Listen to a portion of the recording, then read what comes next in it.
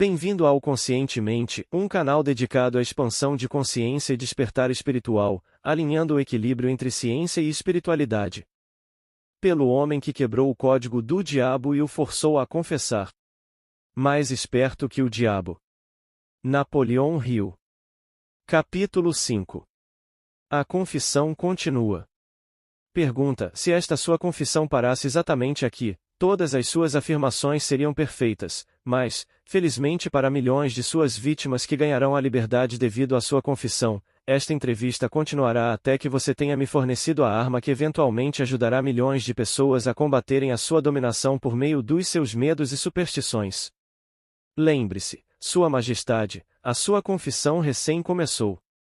Depois que eu arrancar de você uma descrição completa de todos os métodos pelos quais você controla as pessoas, eu o forçarei também a dar a fórmula pela qual o seu controle poderá ser quebrado por vontade própria. É verdade que não estarei aqui tempo suficiente para derrotá-lo, mas as palavras publicadas que deixarei serão imortais porque elas contêm a verdade. Você não teme a oposição de nenhum indivíduo, pois sabe que será por um breve período de tempo, mas teme a verdade. Você tem medo da verdade e nada mais, pois a verdade lentamente, mas de forma definitiva, vai dar aos seres humanos a liberdade de todos os tipos de medo. Sem a arma do medo você seria inofensivo e completamente incapaz de controlar qualquer ser humano. Isso é verdadeiro ou falso? Resposta: não tenho alternativa senão admitir que o que você disse é verdade. Pergunta: agora que nos entendemos, vamos em frente com a sua confissão. Mas, antes de nós continuarmos, aproveitarei o tempo para tirar uma dúvida muito pessoal minha. Eu lhe farei apenas uma pergunta, e a resposta me trará toda a satisfação que eu quero. Não é verdade que você controla somente as mentes daqueles que se permitiram cair no hábito da alienação? Resposta: sim, é verdade. Eu já admiti essa verdade uma dúzia ou mais de vezes. Por que você me perturba tanto repetindo essa mesma questão? Pergunta: há poder na repetição. Eu estou forçando você a repetir os pontos principais da sua confissão de muitos modos diferentes e tantos quantos possíveis, de tal forma que as suas vítimas possam ler esta entrevista e determinar a sua profundidade pelas suas próprias experiências com você. Esse é um dos meus pequenos truques. Você aprova o meu método? Resposta: você não poderia estar preparando uma armadilha para mim com o objetivo de conseguir algo mais poderoso. Ou poderia? Pergunta: estou fazendo as perguntas e você está respondendo. Vá em frente agora e confesse por que você não tem poderes suficientes para me parar de fazê-lo confessar. Quero a sua confissão para ajudar e confortar todas as suas vítimas, as quais intenciono libertar do seu controle no exato momento em que elas lerem a sua confissão. Resposta: estou sem poderes para influenciar ou controlar você, simplesmente porque você encontrou o principal segredo para o meu reino. Você sabe que existo somente nas mentes das pessoas que têm medos. Você sabe que controlo somente os alienados, que se negam a usar as suas próprias mentes. Você sabe que o meu inferno é aqui mesmo na Terra, e não no mundo que vem após a morte. E você também sabe que os alienados fornecem todo o fogo que eu uso no meu inferno. Você sabe que sou um princípio ou forma de energia que expressa o lado negativo da matéria ou da energia, e que não sou uma pessoa com um garfo e um rabo pontudo. Você tornou-se o meu mestre porque superou todos os seus medos. Por último, você sabe que pode liberar todas as vítimas humanas que contatar, e esse conhecimento definido é que fará o maior estrago na minha estratégia de dominação. Não consigo controlá-lo porque você descobriu a sua própria mente e assumiu o controle dela. Até aí, senhor humano, esta confissão deverá alimentar a sua vaidade, até um ponto crítico. Pergunta: este último dardo foi desnecessário. O tipo de conhecimento que utilizei para superar você não se autocontamina com a indulgência vulgar da vaidade. A verdade, sim, esta é a única coisa no mundo que consegue manter-se acima de qualquer coisa. Agora vamos continuar com a sua confissão. O que há de errado com o princípio da bajulação? Você o usa ou não? Resposta: se eu uso. Obviamente. A bajulação é uma das minhas armas mais úteis. Com esse instrumento mortal eu fisgo os peixes grandes e os pequenos. Pergunta: a sua admissão me interessa. Vá em frente agora e me conte como você faz uso da bajulação. Resposta: eu faço uso dela de tantas formas que é difícil saber por onde começar. Estou avisando, antes de eu responder em detalhes, que, se você publicar as minhas respostas, você trará para si mesmo uma avalanche de ridicularidades na sua própria cabeça. Pergunta: eu assumirei a responsabilidade. Prossiga. Resposta: bem, devo admitir aqui que você encontrou o maior segredo de como converto as pessoas para o hábito da alienação. Pergunta: essa é uma admissão considerável. Vá em frente com a sua confissão e não desvie do assunto da bajulação. Sem mais conversas colaterais e sem mais enrolações neste momento, me conte tudo sobre como você usa a bajulação para ganhar o controle sobre as pessoas. Resposta: a bajulação é uma isca de valor incomparável a todos aqueles que desejam ganhar o controle sobre as outras pessoas. Ela carrega em si qualidades atrativas para outras pessoas porque opera por meio de duas das mais comuns das fraquezas humanas, a vaidade e o egocentrismo. Há certa quantia de vaidade e egocentrismo em todas as pessoas. Em algumas pessoas, essas qualidades são tão salientes que elas literalmente servem como uma corda pela qual alguém pode amarrar-se. A melhor de todas as cordas é a bajulação. A bajulação é a isca-chave pela qual homens seduzem mulheres. Algumas vezes, na verdade, frequentemente, mulheres usam a mesma isca para ganhar o controle dos homens, especialmente os homens que não são dominados pelo apelo sexual. Ensina o seu uso tanto para os homens quanto para as mulheres. A bajulação é também a principal isca com que os meus agentes ganham a confiança das pessoas de quem eles procuram as informações necessárias para prosseguir na sua missão. Onde quer que alguém pare para alimentar a sua vaidade pela bajulação, lá estou eu colocando o primeiro tijolo para construir mais um alienado. Não alienados não são facilmente alvos da bajulação. Inspiro pessoas a usarem a bajulação em todas as relações humanas onde seu uso é possível, porque todos aqueles que são influenciados pela bajulação tornam-se vítimas fáceis do hábito da alienação. Converteu o fracasso em um trampolim para alcançar grandes resultados, enquanto os outros utilizaram o fracasso como um álibi para não produzir resultados. Pergunta: a capacidade para superar o fracasso sem desencorajar-se por acaso é um dos grandes ativos de Henry Ford? Resposta: sim. E essa mesma qualidade é o verdadeiro ativo de todos os homens que alcançam sucessos fabulosos em quaisquer aspectos de suas vidas. Pergunta: essa afirmação é muito generalista, Sua Majestade. Você não desejaria modificá-la ou reduzi-la um pouco para ter mais precisão? Resposta: nenhuma modificação é necessária, porque essa afirmação não é tão vasta. Pesquise com precisão as vidas de homens e mulheres que alcançam sucessos duradouros e você achará, sem exceção, que o sucesso deles ocorreu na exata proporção da extensão do fracasso que eles conseguiram superar. A vida de cada pessoa bem-sucedida clama por uma das maiores verdades que a maior parte dos filósofos já sabia: cada fracasso traz junto de si a semente de um sucesso equivalente. Mas a semente não germinará e crescerá sob a influência de um alienado. Ela se abre para a vida somente quando está nas mãos de alguém que reconhece que a maior parte dos fracassos são somente derrotas temporárias, e que nunca, sob nenhuma hipótese, aceita a derrota como uma desculpa para alienar-se. Pergunta: se estou entendendo corretamente, você está afirmando que existe virtude no fracasso. Isso não me parece razoável. Por que você tenta induzir as pessoas a fracassarem, se há virtude no fracasso? Resposta: não há inconsistência nas minhas afirmações. O que parece ser inconsistência na verdade é a sua falta de entendimento. O fracasso é uma virtude somente quando ele não leva uma pessoa a desistir de tentar e começar a alienar-se. Induzo tantas pessoas quantas eu posso a fracassarem e tantas vezes quantas posso pela simples razão de que, raramente, 1 em cada 10.000 permanecerá tentando após cair 2 ou 3 vezes. Não estou preocupado com os poucos que convertem os fracassos em alavancas para o sucesso porque, de qualquer forma, eles pertencem à minha oposição. Eles são não alienados, e por isso estão fora do meu alcance. Pergunta: a sua explicação clareia o assunto. Agora vá em frente e me conte alguns de seus outros truques por meio dos quais você induz as pessoas a se alienarem. Resposta: outro dos meus mais efetivos truques é conhecido para você como propaganda. Esse é o instrumento de maior valor para mim ao fazer com que pessoas matem umas às outras sob o disfarce da guerra. A esperteza desse truque consiste basicamente pela sutileza com a qual eu o uso. Misturo propaganda com notícias do mundo. Ensino isso em escolas públicas ou privadas. Vejo que a propaganda sempre acha o seu caminho no púlpito.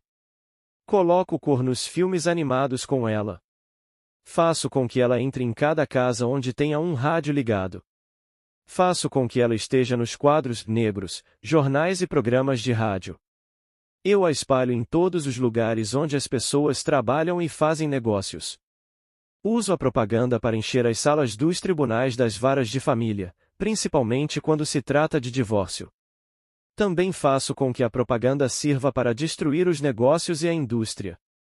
Na verdade, a propaganda é o meu principal instrumento para iniciar as corridas aos bancos. Meus propagandistas cobrem o mundo de forma tão eficaz e tão completa que consigo iniciar epidemias de doenças, incitar os líderes para a guerra ou fazer com que os negócios entrem em pânico sem ninguém saber por que nem onde começou. Pergunta: se você consegue fazer tudo o que você diz conseguir fazer com a propaganda, não é difícil de imaginar por que temos tantas guerras e crises econômicas. Dê-me uma descrição simples do que você quer dizer com o termo propaganda. Apenas diga o que é e como ela trabalha. Desejo saber particularmente como você faz com que as pessoas se alienem por meio do uso desse instrumento diabólico. Resposta: propaganda é qualquer instrumento, plano ou método pelo qual as pessoas podem ser influenciadas sem saber que estão sendo influenciadas, ou até mesmo a fonte dessa influência. Propaganda é usada nos negócios com o principal objetivo de desencorajar a concorrência. Empregadores a usam para ganhar vantagem sobre seus empregados. Os empregados retalham usando a propaganda para ganhar vantagem sobre os seus empregadores. Na verdade, ela é usada tão universalmente por meio de uma técnica tão bonita e delicada que mesmo quando é detectada ela parece inofensiva. Pergunta: eu suponho que alguns de seus garotos neste exato momento estão engajados em preparar as mentes dos americanos para se alienarem para aceitar alguma forma de ditadura. Conte-me como eles trabalham. Resposta: sim. Milhões de meus garotos estão preparando os americanos para se tornarem hitlerizados. Meus melhores garotos estão trabalhando por meio da política e da organização dos trabalhadores. Nós temos a intenção de assumir o país por meio de eleições, em vez de armas. Os americanos são tão sensíveis que eles jamais aceitariam o choque de ver a sua forma de governo modificada com a ajuda de armas ou tanques de guerra. Então, os nossos garotos da propaganda estão servindo a eles uma dieta que eles engolirão, preparando uma luta entre empregadores e empregados e fazendo com que o governo se volte contra a indústria e o comércio. Quando a propaganda tiver feito o seu trabalho por completo, um dos meus garotos servirá como um ditador, e os 9 velhos da sua Suprema Corte, com suas tolas noções da Constituição, partirão. Todos terão um emprego ou serão alimentados a partir dos cofres do governo. Quando as barrigas dos homens estão cheias, eles alienam-se livremente com aqueles que lhes dão o que comer. Homens famintos saem do controle. Pergunta: me pergunto quem inventou o sábio truque que você chama de propaganda. Baseado no que você me contou sobre a sua fonte e a natureza da propaganda, entendo por que ela é tão letal. Somente alguém tão esperto quanto a Sua Majestade poderia ter inventado tal instrumento que ferisse a razão, destronasse a vontade própria e seduzisse homens para o hábito da alienação. Por que você não usa o poder da propaganda para ganhar controle das suas vítimas em vez de subjugá-las pelo medo e aniquilá-las por meio da guerra? Resposta: o que é o medo do diabo senão propaganda? Você não observou a minha técnica cuidadosamente, ou teria visto que sou o maior propagandista do mundo. Nunca alcanço um fim por meios diretos, se porventura posso alcançar esse mesmo fim por modos sutis e evasivos. O que você supõe que eu esteja usando quando planto ideias negativas nas mentes dos homens e ganho o controle sobre eles por meio do que eles acreditam ser suas próprias ideias? Como você chamaria isso a não ser a mais sábia de todas as formas de propaganda? Pergunta: por certo você não vai me contar que destrói as pessoas com sua própria ajuda sem elas notarem o que você está fazendo? Resposta: isso é exatamente o que desejo que você entenda. Além disso, mostrarei a você exatamente como esse truque é realizado. Pergunta: agora nós estamos chegando a algum lugar. Como exatamente você converte seres humanos em propagandistas e os seduz a se auto-aprisionarem? Conte-me essa história com todos os detalhes sórdidos. Essa é a parte mais importante da sua confissão, e estou muito ansioso para ganhar o controle do seu segredo. Ao mesmo tempo, não posso culpá-lo por tentar me enrolar nessa resposta, porque ambos sabemos que ela fará com que milhões de vítimas inocentes do seu controle passem a pensar e consequentemente fiquem fora do seu alcance. Você também sabe que a sua resposta protegerá outros incontáveis milhões de seres humanos que ainda não nasceram. Resposta: as suas deduções estão corretas. Essa parte da minha confissão me fará mais estragos do que todo o resto que eu farei. Pergunta: para entender o seu problema de uma maneira melhor, podemos dizer que essa parte da sua confissão salvará milhões de pessoas do seu controle. Resposta: tudo o que eu posso dizer é que você me colocou numa situação infernal. Pergunta: agora você deve saber como milhões de suas vítimas se sentem. Vamos em frente. Resposta: faço a minha primeira entrada na mente de um indivíduo subornando-o. Pergunta: o que você usa como um suborno? Resposta: uso muitas coisas, todas elas coisas prazerosas que os indivíduos cobiçam. Uso o mesmo tipo de propinas que indivíduos usam quando subornam um ao outro, isto é, uso como suborno as coisas que a maioria das pessoas quer. Minhas melhores propinas são amor, sexo, ganância pelo dinheiro, desejo obsessivo de ganhar alguma coisa por nada, jogos de azar, vaidade nas mulheres e egocentrismo nos homens, desejo de ser mestres dos outros, desejo por tóxicos e narcóticos, desejo pela autoexpressão por meio de palavras e atos, desejo de imitar outros, desejo pela perpetuação da vida após a morte, desejo de ser um herói ou uma heroína, desejo por alimento físico. Pergunta: essa é uma lista muito interessante de subornos, Sua Majestade. Você usa outros? Resposta: sim, muitos outros, mas esses são meus favoritos. Por meio da combinação de alguns deles consigo entrar na mente de qualquer ser humano, independentemente da idade, e consigo permanecer em possessão da sua mente até a sua morte. Pergunta: isso significa que esses subornos são as chaves pelas quais você consegue silenciosamente destrancar a porta de entrada de qualquer mente que você escolher? Resposta: é exatamente isso que eu quero dizer. E é exatamente isso que eu posso fazer. Pergunta: o que acontece quando você entra na mente de uma pessoa que ainda não está no hábito da alienação, mas pertence à classe dos 98% dos seres humanos que são alienados em potencial? Resposta: trabalho imediatamente para ocupar o máximo que eu conseguir da mente dessa pessoa. Se a maior fraqueza desse indivíduo é o desejo por dinheiro, começo a jogar moedas na frente dele, claro, falando em sentido figurado. Intensifico o seu desejo e o induzo a perseguir o dinheiro com todas as suas forças, então, quando ele chega perto do momento de abocanhar o dinheiro, eu simplesmente tiro-o da sua frente. Esse é um velho truque meu. Depois de esse truque ter sido repetido algumas vezes, o pobre infeliz desiste e se entrega. Aí então eu tomo conta de um pouco mais de espaço da sua mente e acabo por preenchê-lo com o medo da pobreza. Esse é um dos melhores preenchedores de mente que eu tenho. Pergunta: sim, admito que o seu método é muito inteligente, mas o que acontece se a vítima por acaso enganar você e conseguir pôr as suas mãos em um monte de dinheiro? Você não consegue preencher a sua mente com o medo da pobreza, consegue? Resposta: não, não consigo. Ocupo o espaço preenchendo a sua mente com alguma coisa que sirva ao meu objetivo da mesma maneira. Se a minha vítima conseguir alcançar e for bem-sucedida no seu desejo por dinheiro, muito dinheiro, começo a induzi-la com todas as coisas que ela pode comprar com o dinheiro. Por exemplo, faço com que ela consuma alimentos altamente calóricos. Isso reduz a sua capacidade de pensamento, coloca o seu coração em risco e começa um caminho para a alienação. Aí então, além disso, faço com que ela tenha indisposições estomacais e intestinais devido à grande quantidade de comida que ela está ingerindo, e isso também diminui a sua capacidade de pensamento, sem falar na pouca disposição para a vida. Pergunta: mas e se a vítima não é um glutão?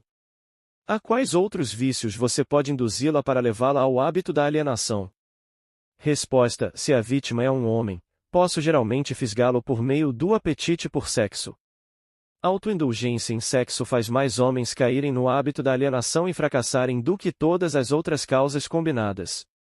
Pergunta: quer dizer então que comida e sexo são duas de suas iscas mais certeiras? Isso está correto? Resposta: sim, com esses dois atrativos posso tomar conta da maioria das minhas vítimas. Junto com essas está o desejo por dinheiro. Pergunta: eu estou começando a pensar que a riqueza é mais perigosa do que a pobreza, se é que se pode acreditar na sua história.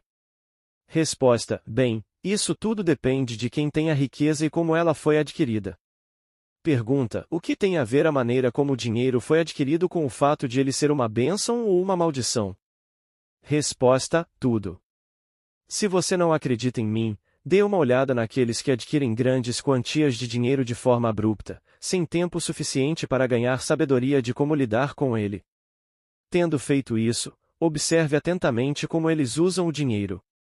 Por que você supõe que os filhos dos homens ricos raramente conseguem grandes realizações tal como seus pais? Eu lhe contarei por quê.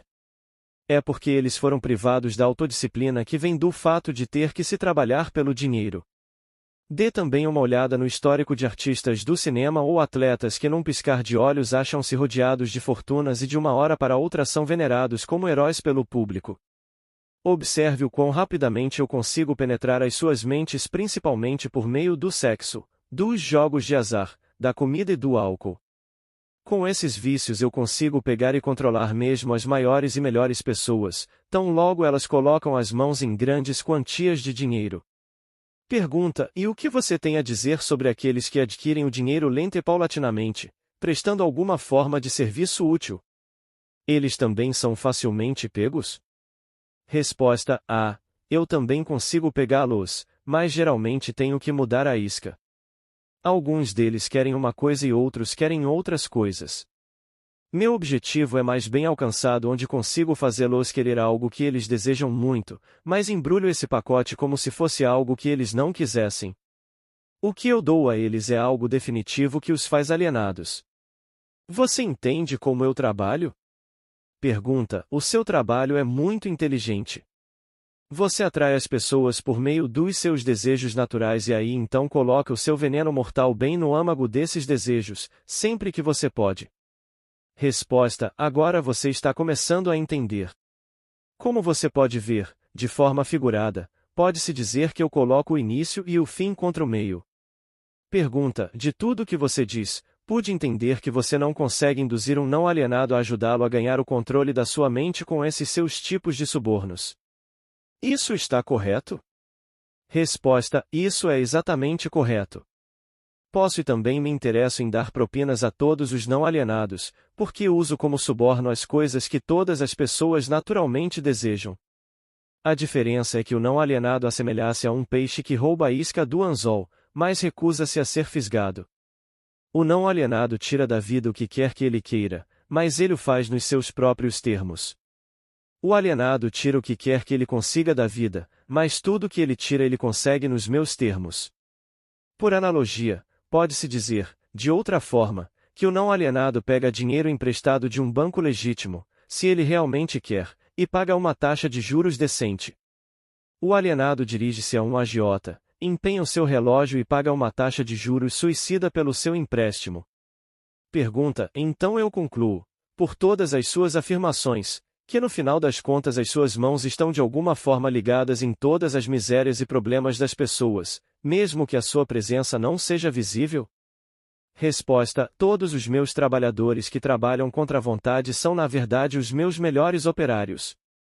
Como você pode ver, os meus trabalhadores que não são conscientes do trabalho que fazem são todos aqueles que eu não consigo controlar com alguma combinação de propinas, pessoas que tenho que controlar pelo medo ou alguma forma de tragédia. Elas não desejam servir a mim, mas não conseguem evitar, porque elas estão eternamente ligadas a mim pelo hábito da alienação. Pergunta: agora estou começando a entender melhor a sua técnica. Você suborna suas vítimas por meio dos seus desejos naturais e as leva a se alienarem se elas responderem aos seus atrativos. Se elas se recusarem a responder, você planta a semente do medo nas suas mentes ou prepara armadilhas para elas com algum tipo de infortúnio, atando-as enquanto elas estão no auge da depressão. Esse é o seu método? Resposta: é exatamente assim que eu trabalho. Muito esperto, você não acha? Pergunta: quem você prefere que sirva como seu propagandista, os jovens ou os velhos? Resposta: os jovens, é claro. Porque eles podem ser influenciados pela grande maioria dos meus atrativos muito mais facilmente que as pessoas com mais idade, que já têm um julgamento mais maduro. Além disso, eles vão permanecer mais tempo a meu serviço no planeta. Pergunta: Sua Majestade me deu uma clara descrição do que é a alienação. Agora, me diga, o que deve ser feito para assegurar-se contra o hábito da alienação? Eu quero uma fórmula completa que qualquer um possa usar. Resposta: a proteção contra a alienação encontra-se facilmente dentro de cada ser humano que tem um corpo normal e uma mente afiada. A autodefesa pode ser aplicada por meio destes simples métodos. Pense por si mesmo em todas as ocasiões. Pelo fato de que aos seres humanos não é dado o controle completo sobre nada, pensar os próprios pensamentos é algo muito significativo. Decida definitivamente o que você quer da vida, então crie um plano de ação para alcançá-lo e esteja disposto a sacrificar tudo mais, se necessário, antes de aceitar uma derrota permanente. Analise as derrotas temporárias, não importando de qual natureza ou causa, e extraia dessa derrota a semente de uma vantagem equivalente. Esteja disposto a prestar um serviço útil equivalente ao valor de todas as coisas materiais que você demanda da vida, e não esqueça que você deve prestar o serviço primeiro, para depois receber o valor equivalente. Reconheça que o seu cérebro é um aparelho receptor que pode ser sintonizado para receber comunicações da Central Universal de Inteligência Infinita, para ajudá-lo a transformar os seus desejos no equivalente físico. Reconheça que o seu grande ativo é o tempo. É a única coisa, com exceção do poder do pensamento, que você também tem nas mãos e é a única coisa que pode ser transformada em coisas materiais que sejam do seu desejo. Organize seu tempo de tal forma que nada dele seja desperdiçado. Reconheça a verdade de que o medo geralmente é um preenchedor de espaço que o diabo utiliza para ocupar a porção disponível da sua mente. Ele é somente um estado de espírito, que você pode controlar preenchendo o mesmo espaço que ele ocuparia com a fé inabalável na sua capacidade de fazer a vida fornecer o que quer que você queira dela. Quando rezar, não implore. Peça o que você quer e insista exatamente nisso, sem substitutos. Reconheça que a vida é um mestre cruel que, ou você o controla, ou ele controla você.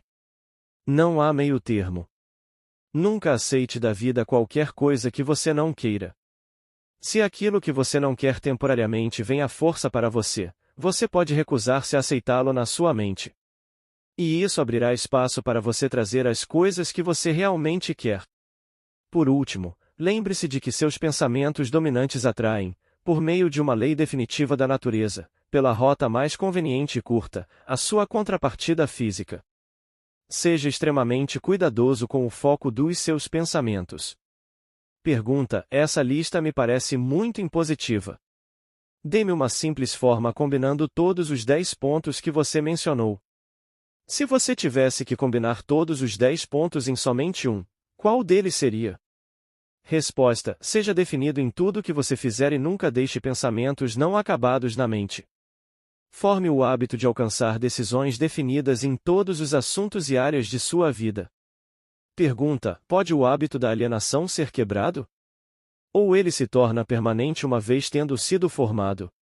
Resposta: o hábito pode ser quebrado se a vítima tiver força de vontade suficiente, considerando-se que leva tempo para conseguir. Existe um ponto de ruptura em que o hábito nunca mais pode ser quebrado.